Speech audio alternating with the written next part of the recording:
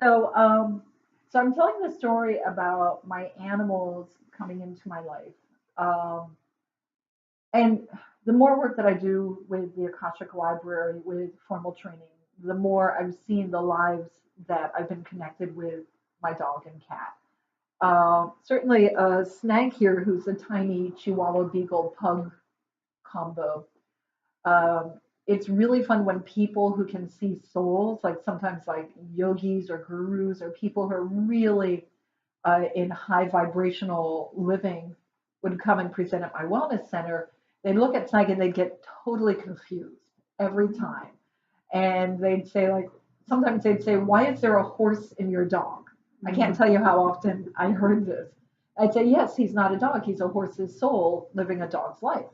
And Snag was originally he was a horse. He comes from the horse mandala class of souls, and he loved being a war horse. He loved going into battle, just loved all of that.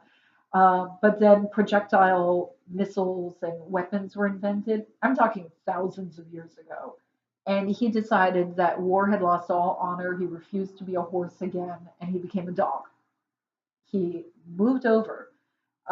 Once in a while, he's lived a horse's life, but generally, like, if it's the only way he can be with Maddie, Moggy, Donovan, and me in a particular life, like in the country or something like that.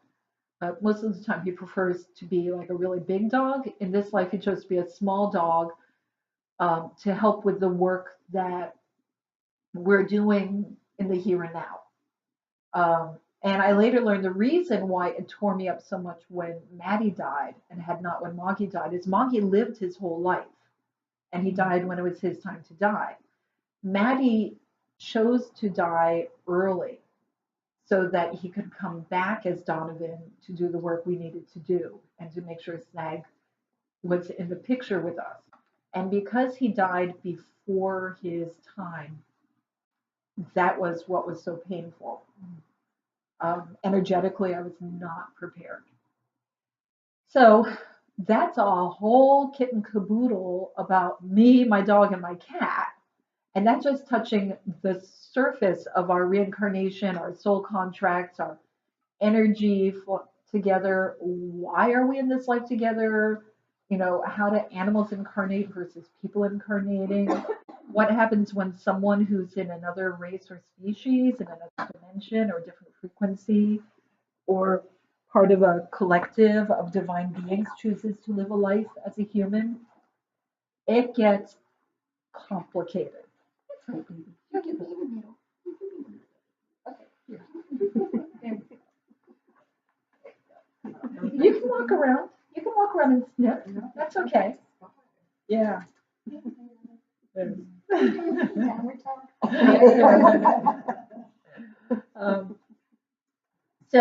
um, Reincarnation, like we could literally spend all week, like a 40-hour workshop on this subject, but we won't because we all have other things to do. Um, there are different reasons why we reincarnate, and it's my hope that through today's workshop, when you all go home, you'll have a concept of how to sort of meditate upon your situation and let answers come to you. At the end of the flyer, I did put my email and my phone number, so you are welcome to contact me with questions because this is really going to open the door for work for you to do. It's not going to give you all the answers. And certainly feel welcome to ask questions as we're going along. So I'd like to start with what is the purpose of reincarnating? You know, if we were born in a different soul group of beings, when we go to choose a life, like if you're there as your higher self, which is pure energy, and you say, you know what, I want to spend some time as an angel. You don't start as a baby angel and grow. You just become angelic and stay with them for however long time it works for you to do the work you're doing. And when you're done, you return to yourself. If you go and say, you know what, I want to spend time with the Lemurians, it'll be pretty much the same thing. Suddenly you are Lemurian and you're doing whatever, but you don't forget the life you had. When we come here to this planet, you know, yeah, you're like, this is why people in the Hindu faith and the Buddhist faith have learned practices to live a longer life. There are people who are divine who live for hundreds and even thousands of years.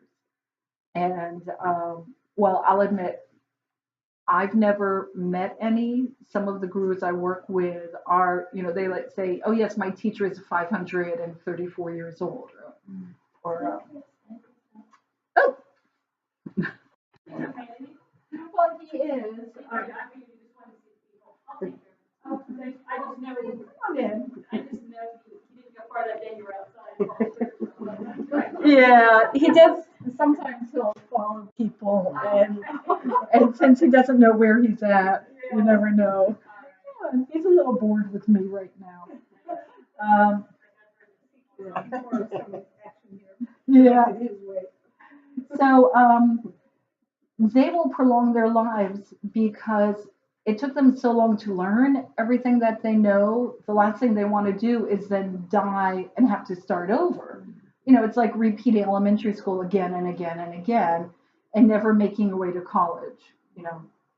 So everyone here in this room, we have chosen to start over. We've chosen to start over with a blank slate.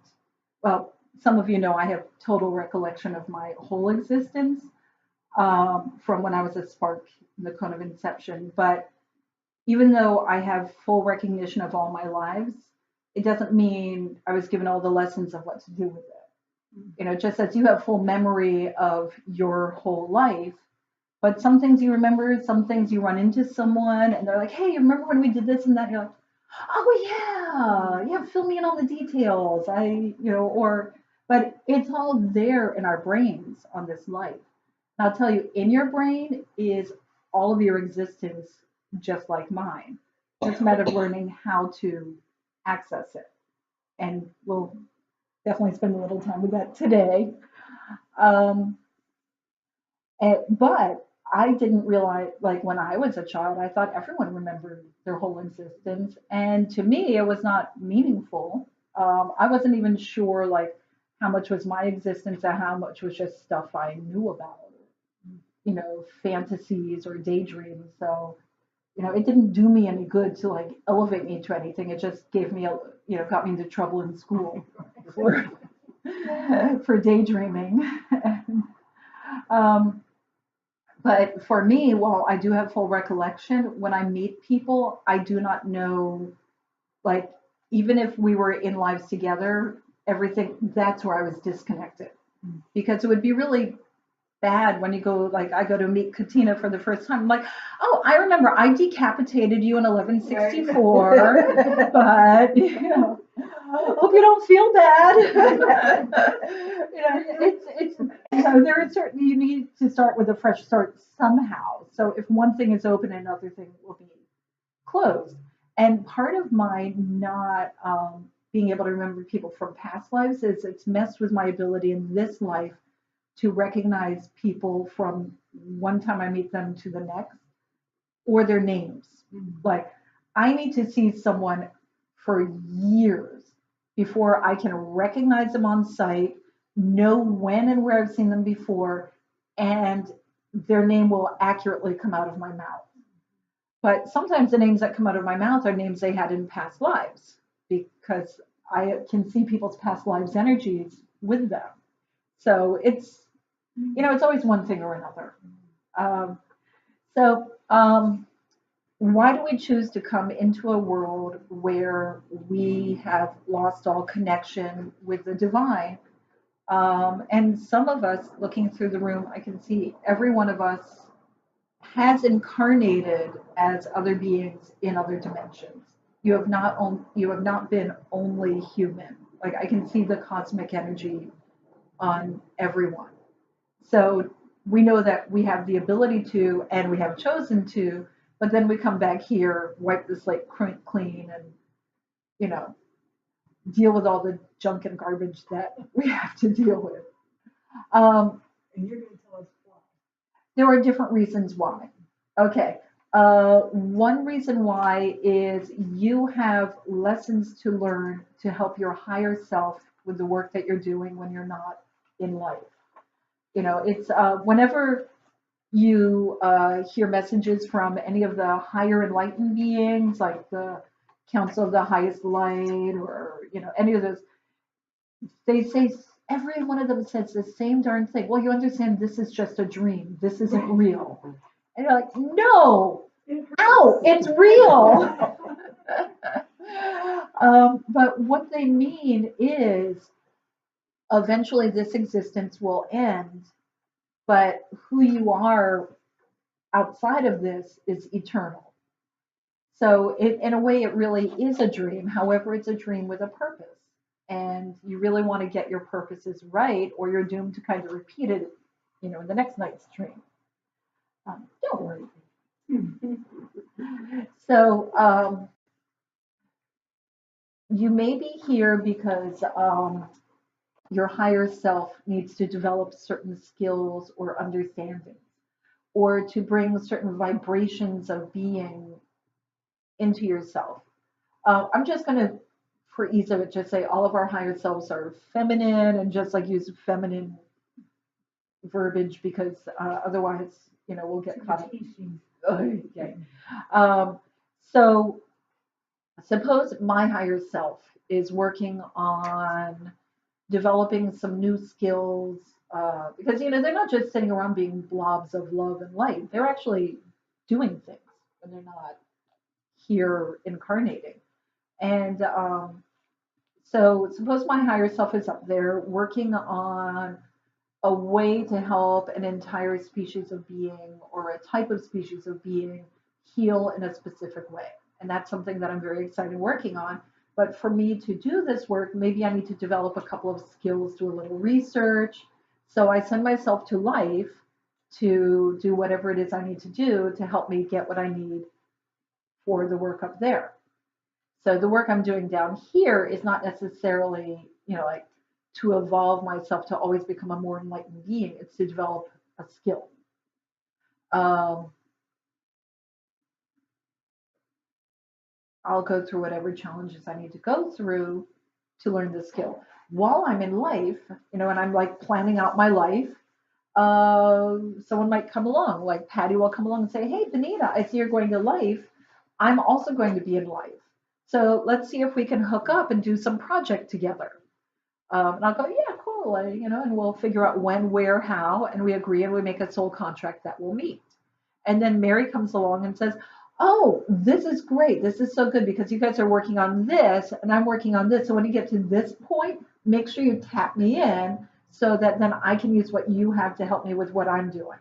So we make these different contracts. There are some major contracts, like with your parents, you know, the contract you have with your mother is always the most profound one because without her, nothing else will happen. We have contracts with animals, contracts with communities, with nature. You know, it's like lots of planning.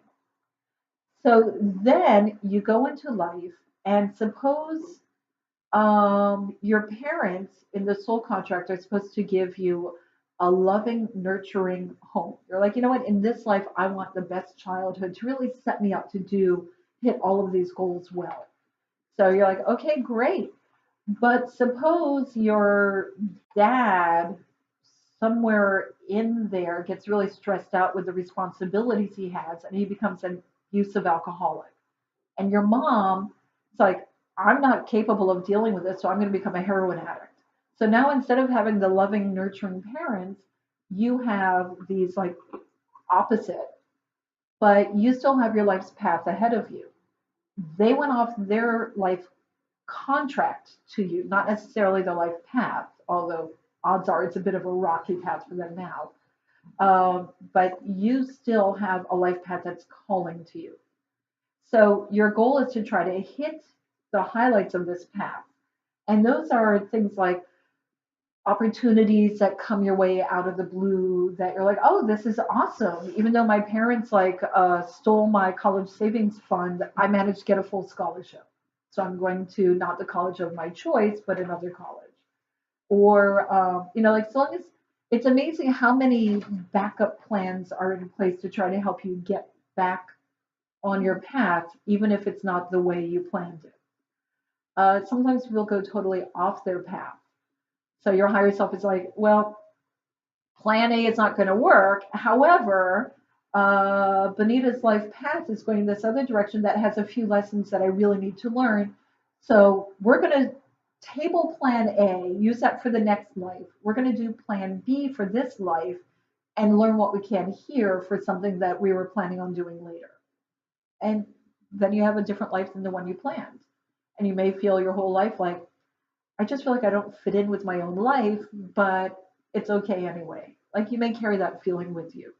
So this is like nothing ever goes as planned, ever, ever. We plan everything out into detail. We have backup plans, safety nets, and then think about like your last week, everything that you had planned each day, and all the things you were supposed to accomplish to make sure you got to today with everything done, and nothing went as planned. Nothing. So, that's life when we reincarnate. Imagine planning your whole life along with everyone else's lives. What if Patty and I are supposed to meet at some time and place, and I got an opportunity to go to Europe? We never meet, right? Well, luckily, there are backup people to kind of do what we were going to do. So, and I'll be doing the same in Europe. And then maybe some like 10 years later, because we have like a magnetic attraction on a soul level, we might find ourselves meeting sometime later. We're like, oh, if only I'd met you back then. It would have been so fun to do this with you. And, I might go, you were in the Unity Church of Fairfax? I was planning on going there, and then I went off to Borneo. How funny, we almost met. Like, when you run into people where things like that happen, it's an opportunity to go, were we supposed to meet back then, but now we're meeting now. So you have your GPS coordinates together, and you've got this contract, and you're supposed to meet these people to Borneo. Yes. Is there any possibility that on a parallel universe, pardon the expression, that you both are still enacting Plan A, but in a different dimension? Our higher selves can be acting it out. And so our higher selves can be doing the work together with us on our separate paths. Because we're still on our soul journey to learn certain lessons and develop certain skills. Mm-hmm. Okay, I know this is gross, but he also licks my face, so. Yeah, we're used to it. Yeah. We understand. That's just your animal remedy. It's like, it's no big deal. Yeah. So it is possible. Once you start getting into parallel Earths and all of that, it gets super complicated. So let's just not go there right now. But that is a place you can go to on your own in the future.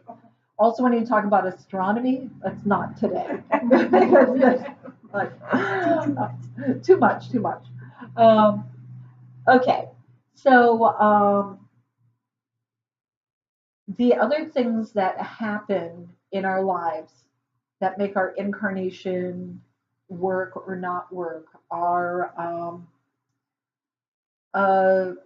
past lives of yours that may be hanging around, either helping or hindering your work. I was in an interesting workshop the other night where people were channeling spirits. Like each of us got to go up and have a chance with this. So I went up and people were channeling spirits that are hanging around me, in this case, not of my life, my incarnation, but spirits of people I knew in past lives who are hanging around and kind of messing with me.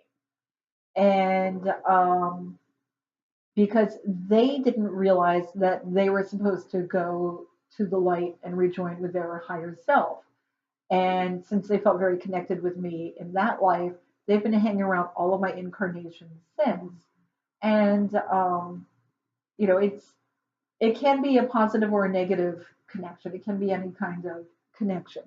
In this case, what was so interesting is both of the spirits that were hanging out with me, I remember the lives I lived. That this was with Melissa Keto. Keto, I don't know how to pronounce it. Keto. Yeah, with her group. You know, she's awesome. So while I don't, um, I remember the lives that I had that these spirits were coming from. And one of them I remember because it was my father, and he was a real jerk. And the other one, I don't really remember this person so much. I think I was more of value to them in their lives than they were to me. But both of them felt like I needed to be taken down a notch, that I needed to be constantly berated and put down and demeaned and abused, and in effort for them to sort of manage and control me, and and trying to keep my self-esteem very low. What's interesting is I have a great self-esteem, and I'm very innovative. I had a career for many years going into kitchens and redesigning them to be like amazing. Like I was once one of Mrs. Obama's inspirations for her Healthy Kids program when I redid the food service at Sidwell Friends School before her kids went there. And one of my kitchens was written by USA Today as one of the top 5 kitchens in the world. So I was very good at what I did, but I ended up becoming a consultant rather than have the security of working for a company because every job I had, as soon as I was done, there were people who had just been waiting for me to finish so they could destroy me because they wanted to take me down a peg. And sometimes I'd talk with like a manager and say, I don't understand. Why is it that you are like nice to everyone else and you're abusive to me? Or like, and he said, I don't know what it is, but every time I see you, I just want to punch you in your face. And I said, why? They said, I don't know. I just want to like take you down a notch and kick you in the gutter. And I'm like, but why? Am I like, an awful person? Am I like breaking rules? And it's like, no, no, no, you're great. You do a great job. You're really nice. Everyone likes you. I get lots of compliments. Your program is amazing. You're absolutely like the ideal employee. I just want to scratch your eyes out. And I was like, well, have I ever offended you? He's like, no, you've been great to me.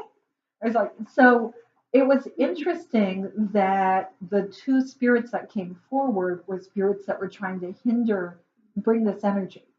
So we'll see now that they've been released. We're like doing a lot more cord cutting and releasing. But I mention this because we incarnate for purposes, and then things can be holding us back from them. It's really, really important that as we are in life to find out what our purposes are for this life, and then make sure we release everything that is holding us back.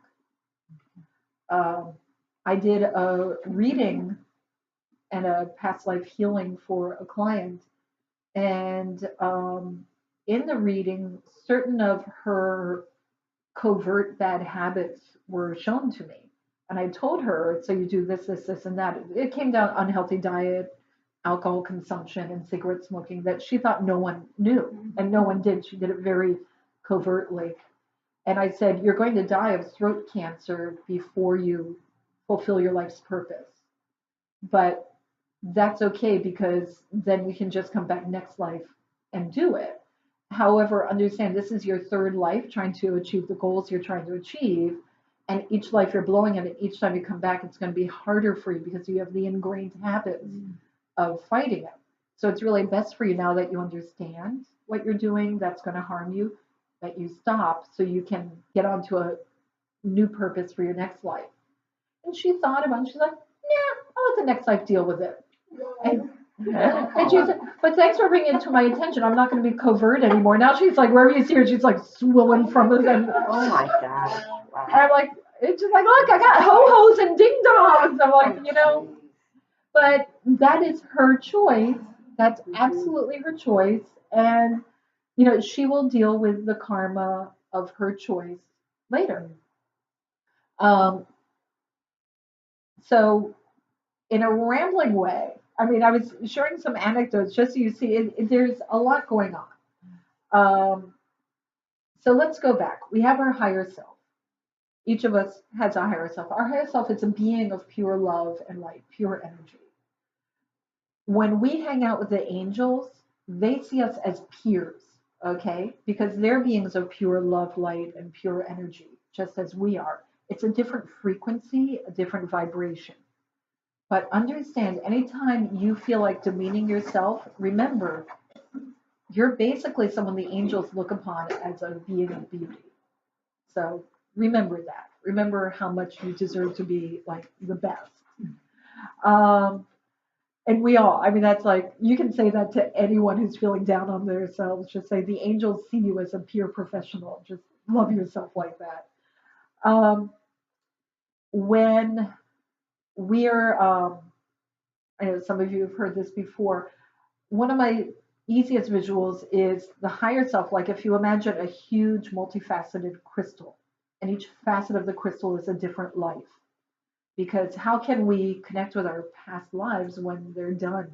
Well, we're in a linear timeline here, but when you're out of this linear timeline, then time is more spatial. And if if you imagine like a big multifaceted crystal, each facet is the individual lives, but they're part of the whole. And they can connect with each other through the crystal, around the crystal, or just like separating out and hang out with energy around the crystal.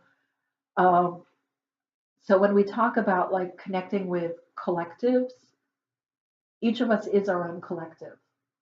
And if you wonder how can a collective work, it's the same way we work. We're each a collective. We not only have all of our past lives and our self in this life and our higher state, but each of us has a guardian angel who's chatting with us. We have our guides, we have our soul families, and they're always here, happy to become one with you at any time. So there's a lot of help to be had. Yeah. I just didn't know, like, Yeah. I've been having issues with understanding reincarnation. That's why I did this. But that was just like a total, oh, I got it. Okay. Yeah. The beauty of what she did, when I first understood reincarnation, it was because I was looking at a rose bush. And I realized that life force is in this rose bush. And here's a rose, and there's a bud, and here's a rose. And it's all coming from the same life force. But the beauty of what her imagery is that the crystals are reflecting light from each of these facets into the others, unlike the roses, which are more like matte finish. So this is, it's more indicative of the reality of how these things all affect each other. And so I like that too. It's total Yeah. I got it. Yay. So you can connect with your past, present, and future lives because outside of this life, again, time is just like this great thing that it's malleable. I've done ceremonies where I go into my past lives and I'm hanging out with my past life. And my past life is basically picking my brain on what could I have done better? How could I have done things differently? Or let me show you where it was awful. I wish I'd done it this other way. And we'll say, well, let's go back and revisit and see what it would have been like if you'd done the other way. And what lessons would you have learned then? Like we'll go and play with a life together and we're interacting. And sometimes my past lives will come forward and chat with me. And I'm like, okay, so this is a moment where I need to be calm and relaxed and stop like doing whatever I was doing. And a past life will come and share a message with me, sometimes about the here and now. And then I'll go forward in the here and now. I'm like, oh, thank God I had that warning. Because, You looked at them? no. Are you, what are you looking at? I guess when you're with that past life. Well, I always look like me, but each Okay. life looks like whoever they look like. Like sometimes I'll hang out with my past lives and I'll say, you know what, whoever wants to talk with me right now, come on forward and we'll just sit like even like we're doing now. And I'll say, what is it, who feels connected with me in this life? Who feels like they want to share with me why they're with me in this life? And there's this one guy who was like an African uh, uh, an African tribal man. It was like long, long ago. And he came forward and he said, "You got your love of running from me. I love running in the woods.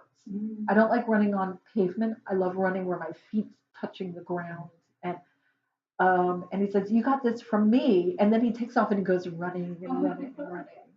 And and then someone else will come forward. There was this one woman. She was during the sort of the Jane Austen type era, and she was a noble lady, very arrogant. She had an amazing life. And the first time I met her, it was before I was going to have a session with someone who's a psychic medium who's became one of my mentors. And I'm sitting waiting for my turn when suddenly the next thing I knew, I'm in this beautiful garden and she's there. And she went over to talk with her professor, who is the man that, like, I didn't know what was going on. Then she turned around, looked over her shoulder, and winked at me. And then it all went away. And she was like so amused. And then I went to meet with this man. I said, "I just had this vision, and I know that was me in a past life." And the man I was talking to was my professor, my teacher, my tutor. I said, "And I think that was you." And he started laughing. I was like, "Oh yeah, that was blah blah blah blah blah." And then like we talked a little bit, and we both fully knew about these two lives and details.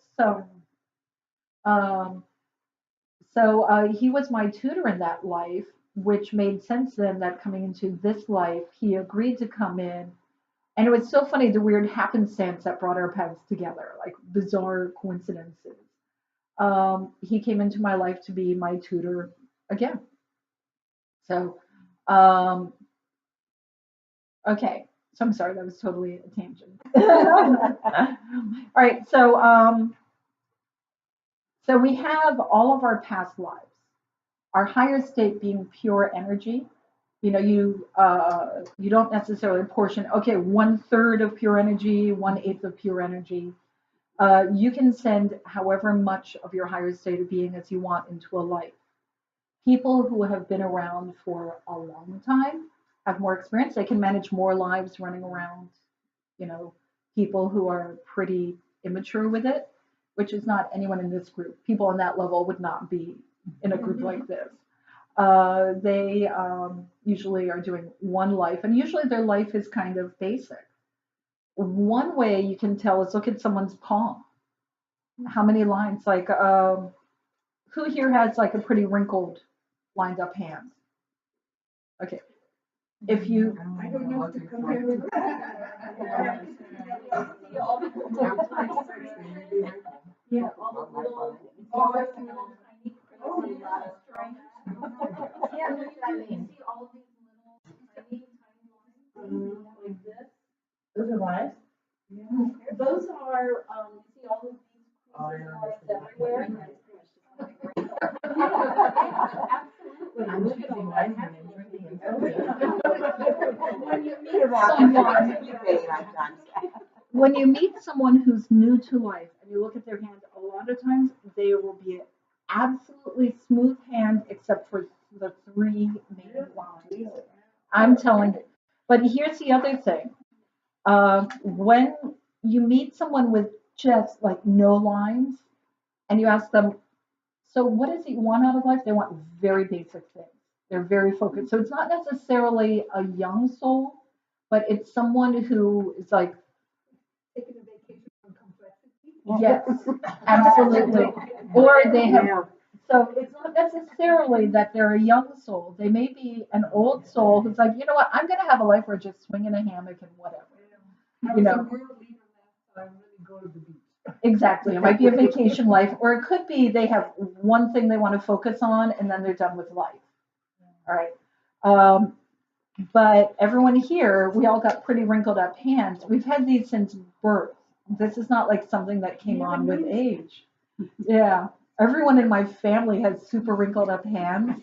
And the first time I studied palm reading and I started looking at people's hands, I was freaking out over the number of people who have just smooth hands. So I went to this program, and you're saying something about the side of the side. Yeah. That was for children. Yeah, you know what, there's a lot about palm reading. Yeah, there's a lot about palm reading I kind of disagree with or don't really care about. The only thing I really care about is my wrinkles are because I'm awesome and not because I'm wrinkled. Right. Beyond that, I actually don't really care. Like, what if the chances of reincarnating with somebody that you were Yes, very close to before? often, very often. I Yeah. feel like her and I. If you have that Together for a feeling, long time. yes. If you have that feeling, then absolutely. Yes. And that's actually the thing I wanted to get into next. So thank you. So, Can I share something about that? Yeah. A woman that I met at a training class years ago, she's unfortunately now died. She had breast cancer. And we met at the training class and became instantaneous friends and knew we had known each other many, many lifetimes. And then when I did a past life regression, I actually saw myself and her and my father in this life. I get emotional about it. At the looking out over lava fields at the beginning of time. So that's how far back we went. That's To the wonderful. beginning of time. Yeah. So it's a It picture. was dreaming too. Yeah. Yeah, Oh, see, that's the sign, that's a confirmation. That- Yeah. that's a confirmation. that's right. We get to this information. That's true. Yeah, Mhm. that's wonderful. Yeah. And here's the thing, when you have someone that you love that dearly and you've known for so long, of course, you're also friends between lives. It's not just Right. in life. Sometimes you go into each other's lives just because you have the opportunity to. You know, you just want to make sure that you connect because you love each other so much. And you want to make sure that each of you has that opportunity to have the pure love interjection. Sometimes you go into each other's lives because one of you is supporting the other to make sure that you hit certain things that you want done. You know, there's all kinds of reasons why we incarnate together, just like reasons why we get together in this life. You know, so That's a good question. yes. So when you talk about like spirit and so forth, and you can hear spirit, why is it that when somebody reincarnates, you can't hear them anymore? If it's the same energy, Mm-hmm. and I explain this correctly. Okay. So it's my understanding that if so, uh, you can hear spirit come through, and people that have passed. But if that person has reincarnated, Oh, then you can't hear them. They don't come through in that way. oh no, you can. You can. You can. Because if so I'm in life, and then I die, but I want to like hang out with you and give you some messages, then I come back to life. The aspect of me that was me may still feel connected with you. However, if you want my full attention, or if I want to keep giving you my full attention, then I won't incarnate till our work together is done. Because if I incarnate, a bunch of my attention will be elsewhere, and then you'll have less of my attention, but it's still there. Got it. Yeah, That makes sense. yeah. That's why, you I don't know, like that. that's why, yeah, I mean, think about it. You know, like I have friends, like my Catholic friends, who are always talking about like they have to have their mom calendar to make sure each of them gets their time alone with mom. Otherwise, it's always like a bunch of them who, you know, and I'm like, oh my God, you're in your 40s. Your poor mom has 8 kids, and each of you wants to see her one-on-one like 2 or 3 times a month. Like, when's your mom going to get a break? And but you know, so there's that great energy being part of the brood and the great one-on-one energy. So then there's probably in that situation, there's less chance of that mother, if you will, reincarnating because she's still needed. There's something that's still connected between one of the 8 that Yeah. that requires her to stay or remain spirit. Yes. Okay. Yeah. Now, my like when Maddie went into Donovan, um, Maddie disconnected from me. I mean, I still feel him. The love is still there, but I don't get the daily messages because he wants me to be involved with him while he's alive. He doesn't want me to be involved with him up there. He wants us to get in this relationship. So, like I said, I'm looking forward to Donovan getting a little more mature so it can be fulfilling for me. If that's likely to happen. Yeah, yeah. I mean, I know that as an animal. Oh, he's already starting to do weird things. Oh, So okay. yeah, it's happening. Get the plan together. Yeah. No, it's really funny. He started going to. We have some neighbors who do cat rescue, so they've always got like 10 cats living in their garage, and animal rescue comes by and gives them their shots and stuff. But they're like feral cats who will never get adopted out, so they like take care of feral cats there. The next thing I know, Donovan's going and hanging out with them. I walk by, and there's all these feral cats sitting in a semicircle with Donovan talking with them. I'm like, there you go. Okay. So yeah. Okay. So I'm going to use myself as an example here. Before I came into this life, I had a reason to come into this life. Now, I'm really busy when I'm not in human life. I've got a really active thing going up there. I'm a guardian for the Akashic Library. I spend a lot of time battling demons. So if we go there, we can ask for you and say, hey, can I see my book?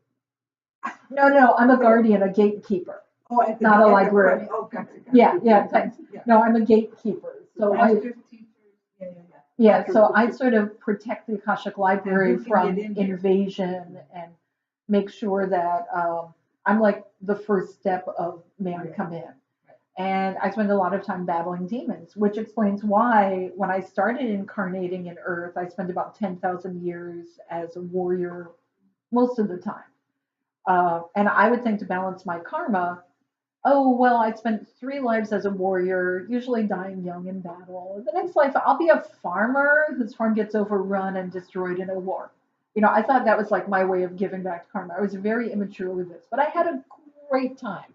I had so much fun. Exactly. And then at a certain point, I was like, maybe it's time to grow up a little bit. So I started exploring other types of people around the world and started evolving more towards being a healer and a peacekeeper.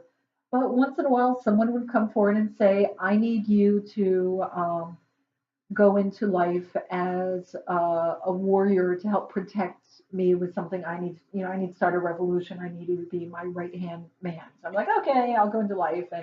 But then, like, when you get to this point, I'm going to get murdered so that you can go on without me. Okay, good. So these things get planned out. You need to look at how much of yourself is in you. If you're going for a life and it's like going to be really difficult or a challenge or you need support, you can ask for splinters of other people's souls, small amounts, to come in and support you through this. So everyone in this room is at least mostly you, but you may be partly someone else as well. However, if you're wondering, but I feel like me, yeah, you're going to be mostly you connected with your higher self, but you can ask, are there little bits and pieces of anyone else in me to help me through? Sometimes those soul shards will only be activated at certain points to go through a certain situation. Sometimes, like 2 people will meet and feel like a great coming home to each other. You may not only have contract, like in your case, the moment you met, you had this feeling of recognition. Okay. Well, I good. don't remember either. All right. Okay, so I'm going to give you an example. The wonderful Honey Borden, who is a galactic shamanist, honeybee, she travels the world opening galactic gateways. amazing, amazing woman. She speaks galactic languages, Gazor. She's a shaman. She's just like angelic. She's, if you ever get a chance to meet her and work with her, yeah, she is. She lives in Gaithersburg, but she's all over the world. Wherever her guides tell her, oh, I need to go to India to open a galactic gateway. She opens these galactic gateways for divine work, to let energy come into Earth. So one day I was doing some work with her at her home, and she said, Bonita, someone's coming over. I met him last night, and I want to get your take on him. I want you to read him and tell me what you think, because I think I might be meant to do some work with him. And I said, okay, what happened? She said, well, I was at this other drumming circle or whatever last night, and someone asked me, what are you doing next? And afterwards we were talking, and I said, oh, I'm about to go to Acapulco to open a gate on the 9-9 day gateway. And while I was saying that, I heard someone else say, I'm about to go to Acapulco to open the 9-9 galactic gateway. And I was like, I'm not used to hearing other people say this. So so he's going to come over and join us for lunch. Tell me what you think. So he walked in, and I just like cracked up laughing. I couldn't stop laughing. And they said, what is? And I went, oh my God, you two are soulmates. And, and of course, it's dangerous to give me permission to speak about what I see, because you'll get straight from the Akashic record flowing through me. And I said, the two of you are soulmates. You've been together for eternity. You will be together for eternity. You each gave each other a splinter of your soul so that when you met, these would be activated so that you would recognize each other. And you're going to go forward to do this divine work. You're going to work together and learn from each other. But at a certain point, if you wish to part ways, you can. There's no pressure on this. However, you will be doing much work together. You love each other dearly and truly for all eternity and all time. And good luck with that. And I looked, and the two of them were like, it was so cute. It was so cute because they had just met the night before. They like knew nothing about each other, and I just dumped this load on them. So before they came to life, they agreed to do this, but then they meet in life, and they had this feeling of like, oh, I feel like we know each other. And of course, they did, and they are traveling the world, opening galactic gateways. Yeah. First time I saw a photograph of the two of them, I was like, oh, we are two parts of a whole. It totally makes sense. It's amazing. Yeah, I know. They probably wish I would stop telling that story, but I love it so much. So that describes shards. If you have a twin flame, is that soul component with you at all times, regardless of whether you've ever met? No, you can have whole lives without meeting your soulmate or your twin flame. So when each of us is created, we are part of the whole, and we become like the divine masculine, divine feminine. That's your twin flame. You're a spark when you're first created, a spark of light. So that's your twin flame. Your twin flame is here to balance, support, and challenge you. It may or may not be romantic. It can come in any kind of way. And it may or may not be in the same lifetimes? Absolutely. Okay. Yeah.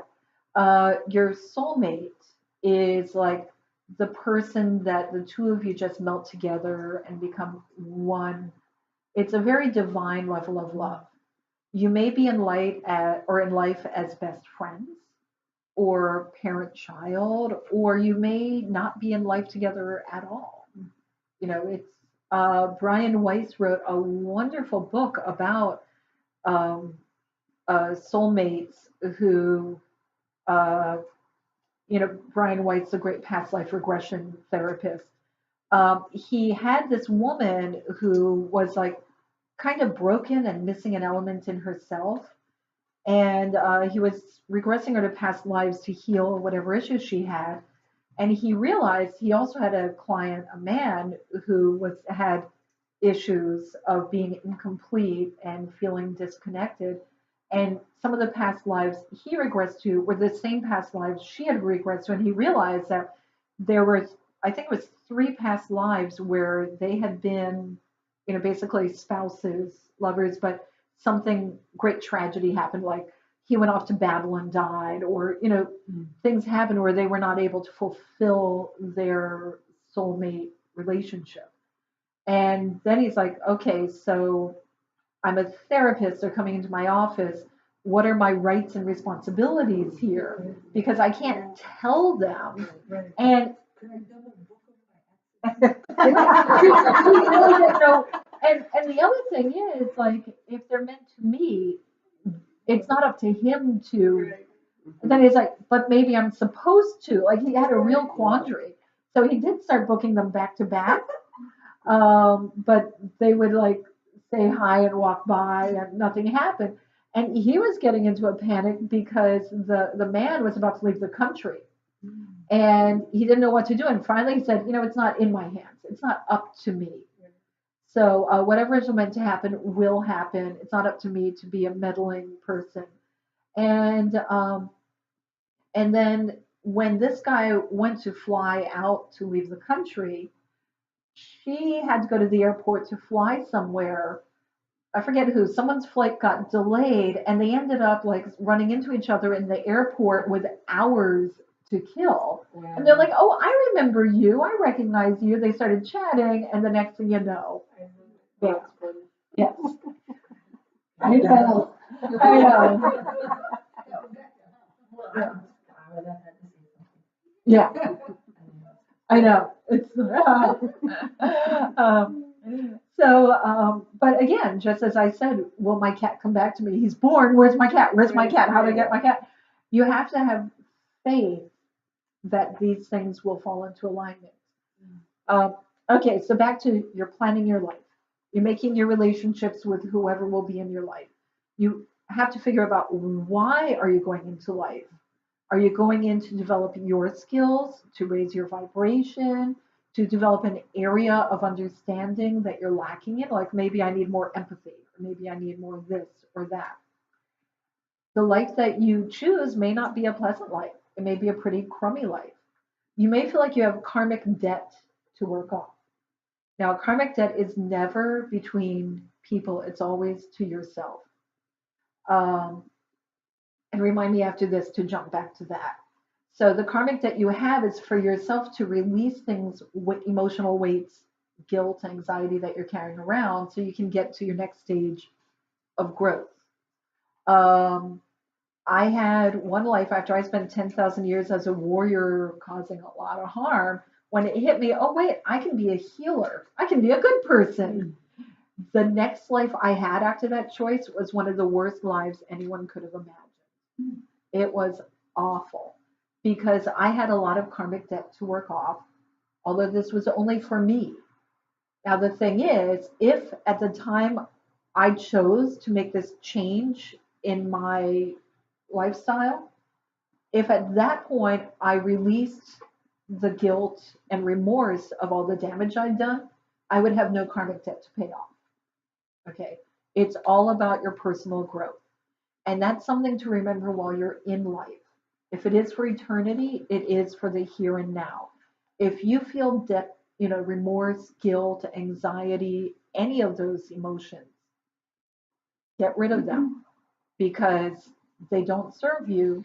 And the only thing that will happen is your next life, you'll feel the need to have an awful life so you can release it, or some way of releasing it. I had one life a few thousand years ago where I was really bad to children, like really bad. I murdered a lot of children. I was a very bad person.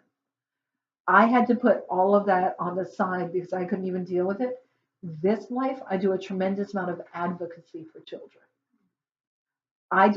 This was a life that was locked out for me until I hit certain points in my life where it was opened up to me. It's not about then me being like beaten up by children, but certainly I'm so glad that I did all this advocacy work that I do. And, I'm passionate about this. It's a lifelong passion for me to protect children from the system, basically. I work with special needs children to make sure that they are able to have a good self-esteem and not get thrown in jail or abused by their teachers or the police or things like that.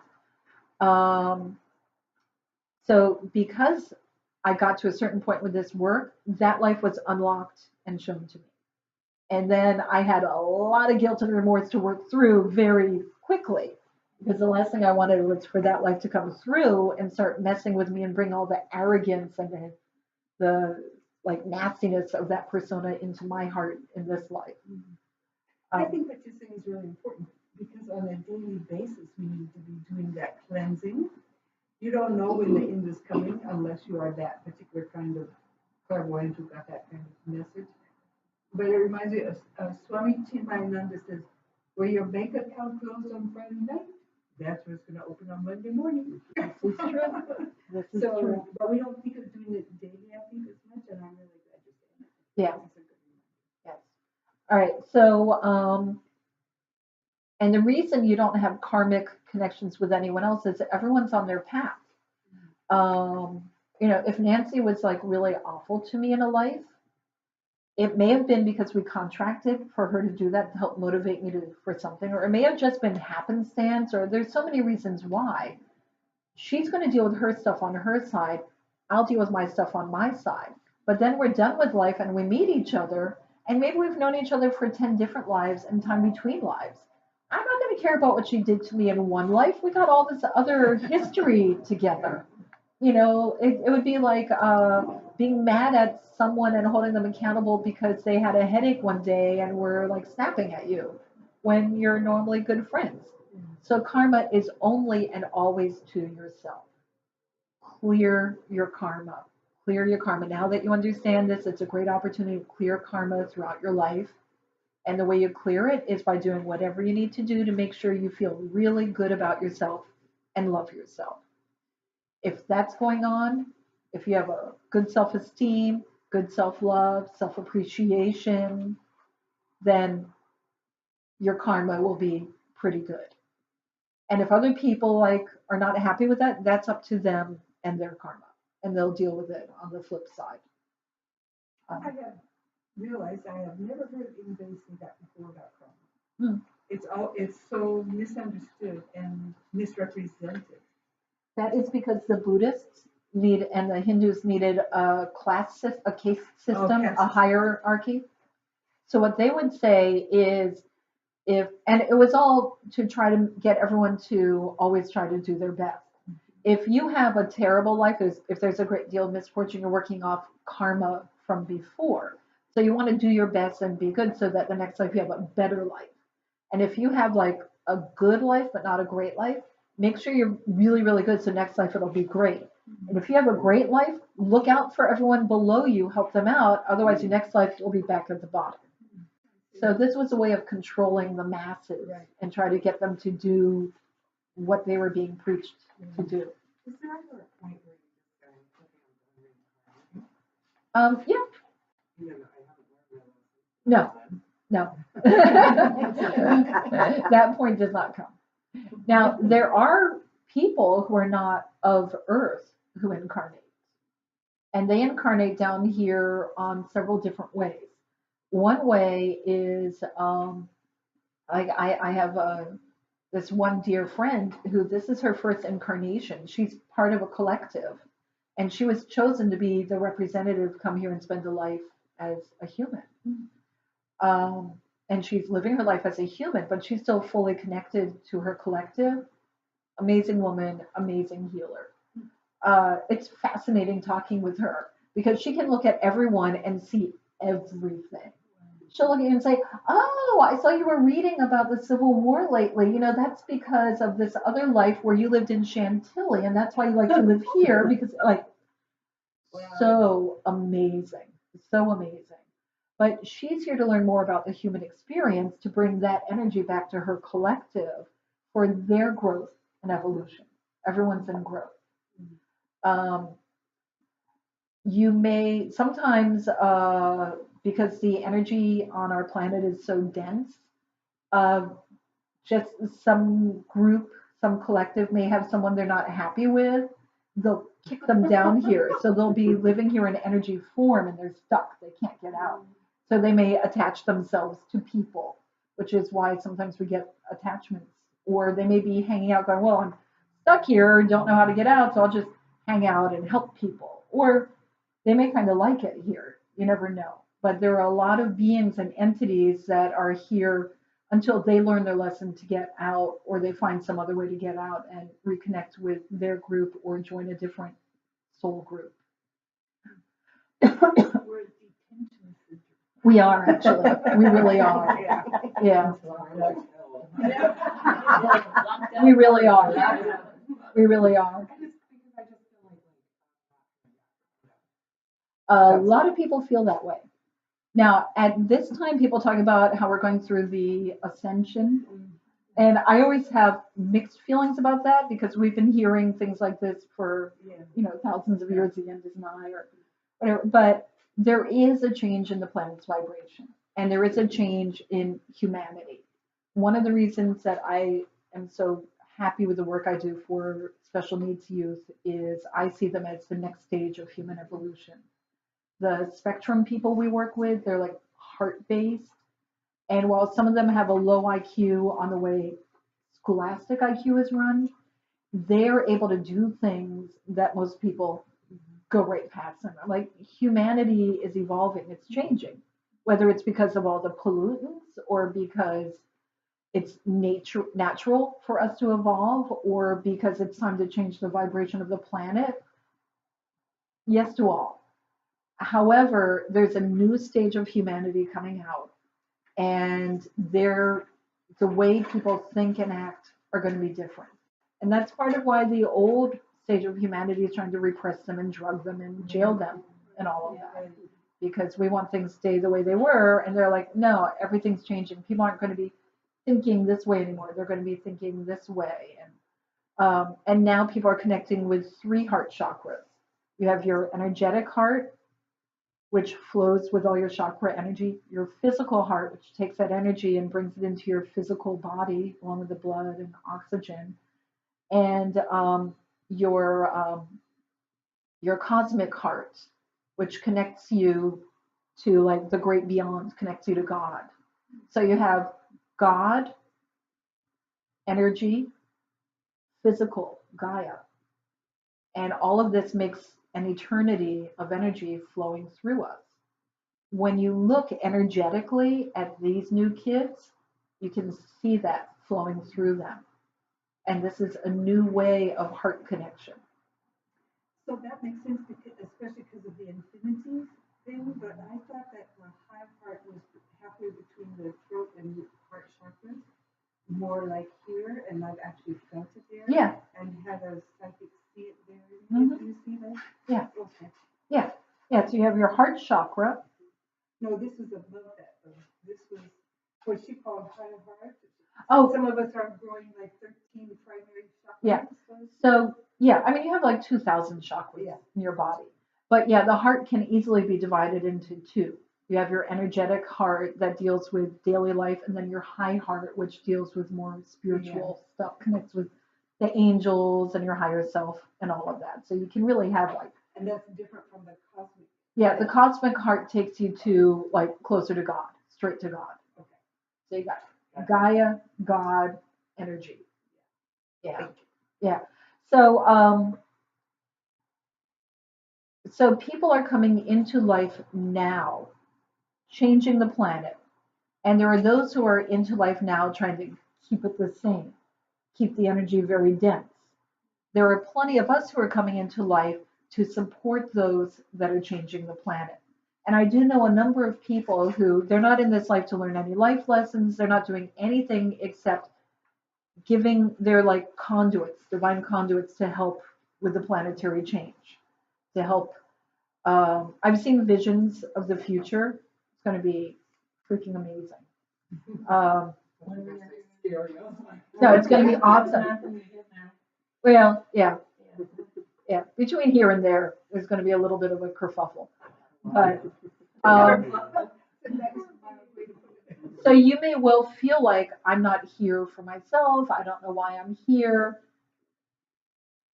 Find out why you're here and then be that. And it could well be that you're just here this one time to help with that. Are you even of human origin, or are you like Lemurian or Palladian or something like that who agreed to come here and help out? Well, yeah, you're reading with me. But what I'd like us to do is take a moment and do a meditation to connect with our higher state and find out what the heck are we doing here.